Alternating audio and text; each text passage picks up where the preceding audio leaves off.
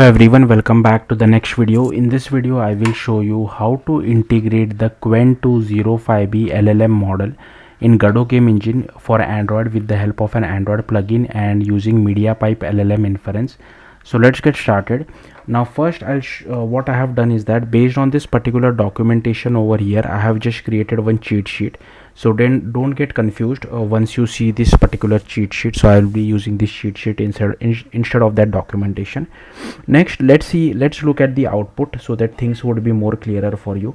Now the Qwen 502B model is almost around 500 MB. Now you can't bundle this type of models with your application. If you try to deploy it to Play Store, your app will be rejected. If you're just side loading the app, then this is fine. Like I'm doing side loading, right? You need to download this model from a network URL. So I'll just show you that URL later on, but for simplicity's sake, what I have done is that I have downloaded the model with the help of my desktop browser, and then I'm bundling that particular Qwen205 model with our Android application. But typically you should not do this in production. You should download the model, either ask the user to download this model via Wi-Fi. Don't use their mobile data for this big of a model, or there is some services for Google Play as well, which I don't really recall, where you can keep the model in that particular specific feature of Google Play services. So when the user try to install it, that particular model gets also downloaded. Like it will be a separate thing from your app. So I don't really know what that thing is, but you can check that out. But here you can see now I'm mirroring my device, but it is horizontal. Is there a okay, I think I can rotate this. Okay, so here you can see this is the text input, and there is one submit button and there is one reset button as well. So first like I said, I have not connected to internet, but you would require internet when downloading the model. So I have not connected to internet, so I can ask it whatever question I feel like. So I'll just say, who is Donald Trump? I'll just click on submit. Now sorry, some of the text is getting cut out because the UI is not proper. I don't think there is an option to zoom in over here as well. Okay, I'll just make this quite big. So here you can see, who is Donald Trump? I'm just asking this question, and I'll just click on submit. So once I click on submit, it will give me all the answers from the Qwen205 LLM model as well, and the data is streaming as well. So it's not that I get the entire data in one go itself. Now again, sorry about this, I have just, the label is also I have not aligned the label properly, but hopefully you got the point, right? We are getting the data. You can align the label properly so that the sentences are not getting cut off and they are coming on to the next line itself. Then here you can see below our text input, you are getting this 683. So what is that? So that is the token count. Once it becomes 0, you need to click on the reset button to make sure the tokens are resetted, otherwise your model will stop working. So that is very important thing. So again, I'll ask the same question. I'll just click on submit, and here you can see it is able to give me the response. So now it is giving me the response in proper format. Because it, I think, automatically added that /n for us, so I didn't have to do anything. But hopefully you got the point, right? In previous response it gave the entire response in one line, but here it is now giving a little bit more brief or more detailed response, I should say. Now here the value of token count is 683. Now it will decrease even further, so once it has finished processing the response. So let's just wait for a second.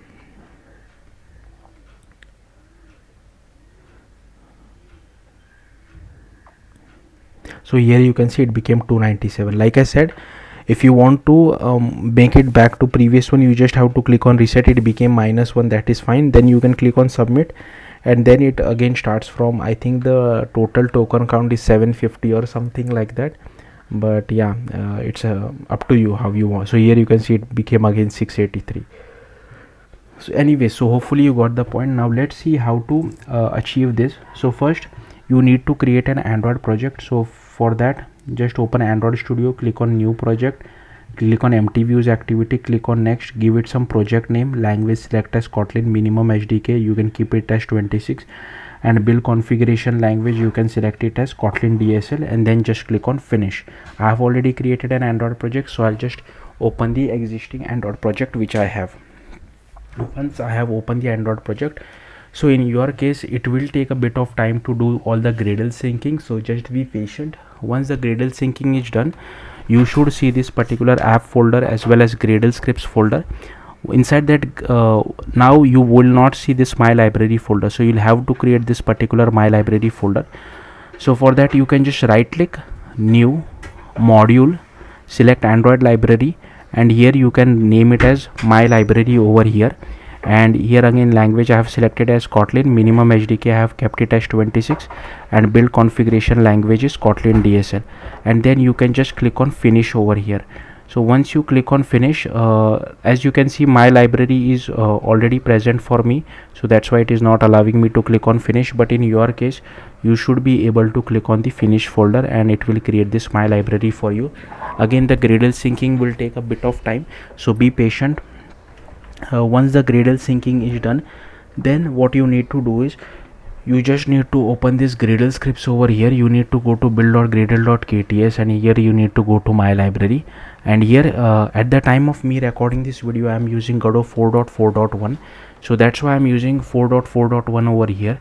If you are using some higher version, make sure you update this particular version as well. Next you need to include this Google MediaPipe task Gen AI dependency, and here you will see a sync now button. Just click on that sync now and it will download the dependencies for you. Then you need to go to my library, go to Kotlin plus Java, go to the first folder, and here you just have to right click Kotlin class file and name it as Godot Android plugin. As you can see I have already created this particular Kotlin file. Okay, next before I show you guys the code for this, you need to create another Kotlin files as well. So first one is this model.kt. Okay, so here you can just copy paste this code. This is default code. Now like I said, I will be showing you the URL, right? So this is the URL.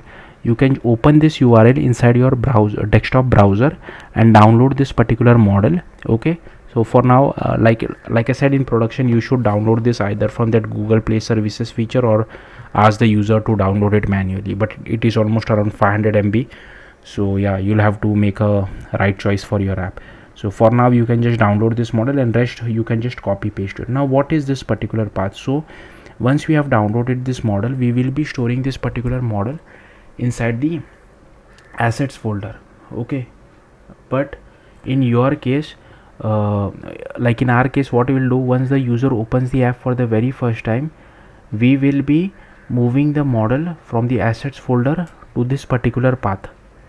Alright, so you don't have to worry about this. I'll show you the code. So for now you can just copy paste all this code which is present. What you need to do is you need to create this chat message.kt file. So inside this particular file, again you just have to copy paste it. Here we are just creating a Kotlin data class file. Then you need to create an inference model file. Now this I have just copy pasted it from the MediaPipe documentation, so I'll simply scroll through this. Even I don't really understand it, so feel free to pause the video and just copy all this code.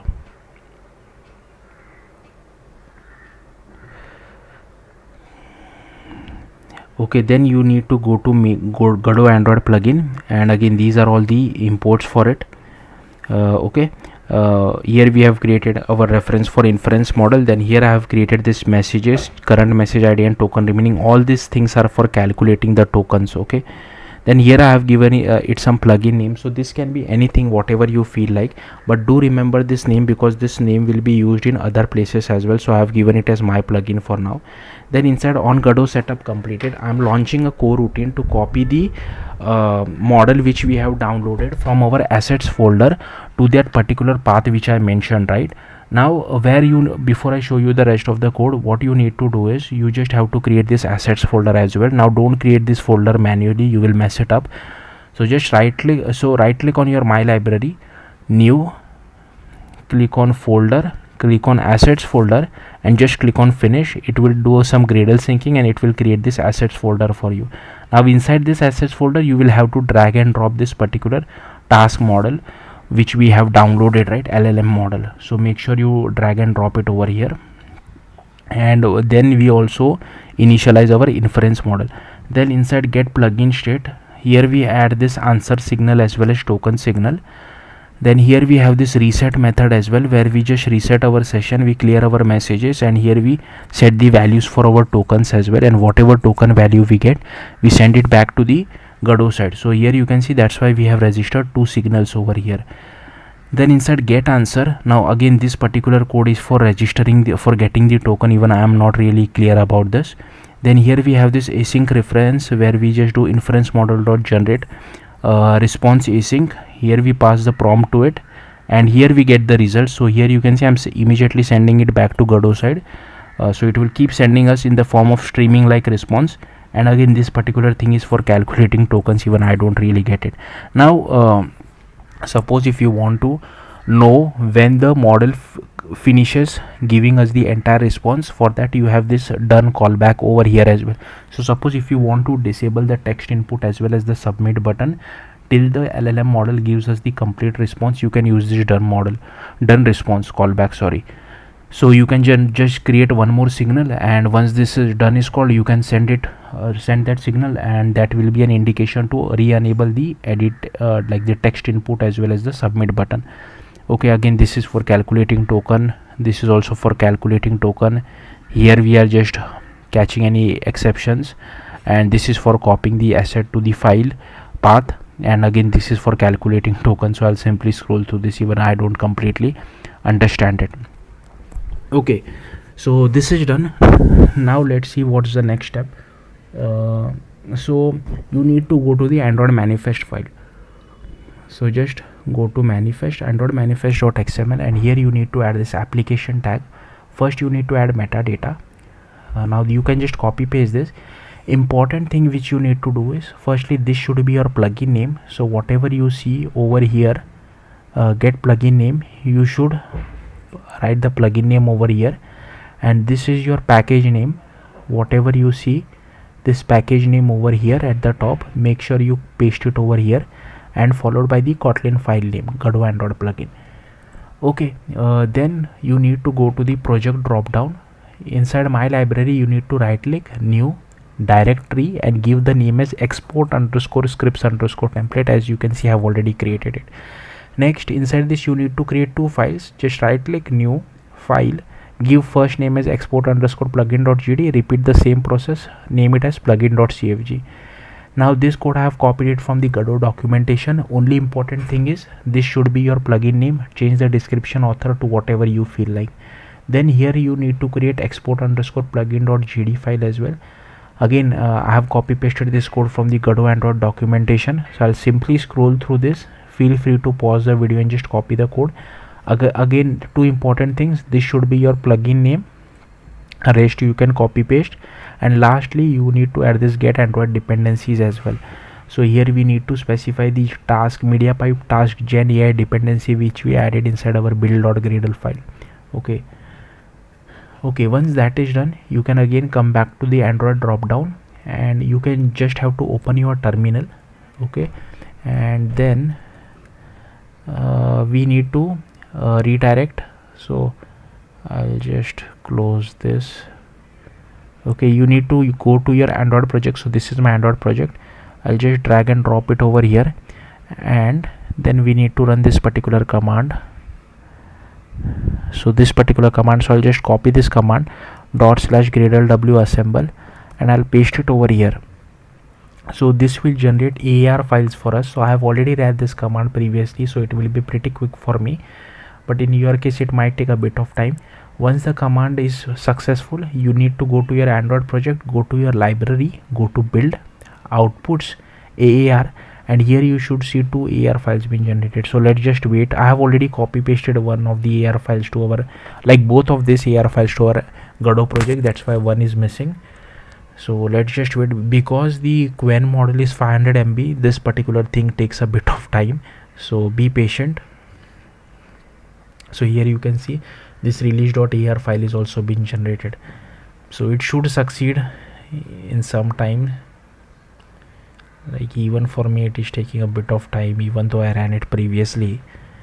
It's because of that Quen model. So that's why you should not bundle those models with your application. But here you can see it has been bundled, and if you see the size, it is almost 445 MB. Okay, anyways, next you need to come to Godot game engine and just create a Godot project. Okay, then you just need to click on project, click on install Android build template. If you are doing this for the very first time, you will have to download the template as well. So just click on download button, then click on install. So I have already installed it. Once you install it, you should see this particular Android folder being created over here. Then you need to go to project, click on export, click on add, click on Android. So here is our Android thing, and here you can check use Gradle build. Change the minimum SDK to whatever you have set while creating the Android project. And here I don't know what architecture my Android device is running on, so I have selected all 4 of this. Then you need to create this folder, right? So if you can create it from Godot game engine, I will just show it from the file explorer, so that things would be more clearer for you. So here is my Godot project. Inside that, first you need to create a folder called add-ons. Inside that you need to create a folder with your plugin name. So in my case it is my plugin. Inside that, create a folder called bin, and inside this you also need to copy these 2 files. So for that you can just go to your Android library, and inside export scripts template you can just copy these 2 files. Now ignore this .uid file that was automatically generated by Godot game engine when it like it is used for indexing those files for Godot to understand it internally, so don't worry about that. Then go to bin, and inside bin you need to create 2 folders, debug and release. Now you need to go to build, outputs, AAR, and here you need to copy the debug.ar file to the debug folder, release.ar file to the release folder, and then you need to change the name to whatever is your plugin name -debug.ar. Similarly for release as well, whatever is your plugin name -release.ar. Then here we have this scene. Okay, so here I have this text edit, okay, for entering something. Here I have submit button, then another label for showing the number of tokens, another button for resetting, and one label for displaying the entire answer. Then I have attached one script to this as well.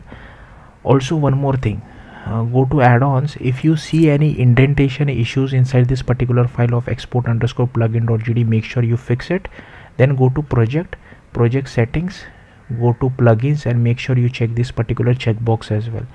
Then coming back to our script, so here you can see that I am first got hold of our label 1, label 2 and text edit, and I have also connected the on press signal for both of these buttons. So you can just go to node, click on button press. Similarly for over this as well, you can click on this and it will connect that particular method for you.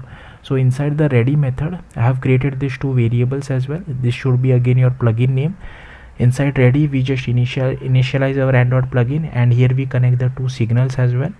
And inside button press, I'm just first making the label 2 text as empty, then calling get answer to whatever the user has typed inside the text edit. And for button 2, here we just reset, call the reset method, and here is our signal, callback signal. So whatever data we get, we just append it over here. Okay, sorry. And here we just assign the data. Okay, so yeah, that's it. Now when you just run your application, if you are like me facing this particular issue, so I did face a issue, so only do this if you are facing this particular issue. So I got this issue like execution for failed for task, could not resolve all gen file, failed to transform task gen AI. So for this, what you need to do is, if you want to learn more about it, you can go to this particular issue over here. What I need to do was just go to your Godot game engine project, go to Android, go to build, and here you need to go to settings.gradle, I guess. Just open it inside, not settings.gradle, sorry, not settings.gradle. So let me just, what I'll do is I'll just open the entire Android folder, entire build folder of our Android inside VS Code, and here I'll just check. Yeah, this one, you just have to search for android.enable jettifier. So yeah, it is present inside this gradle.property. So by default it is true. Make sure you only make this false in case if you are facing this issue. So I have to change this to false because I was facing this issue. Maybe in future version of Godot game engine, maybe in Godot 4.5, you might not face this issue.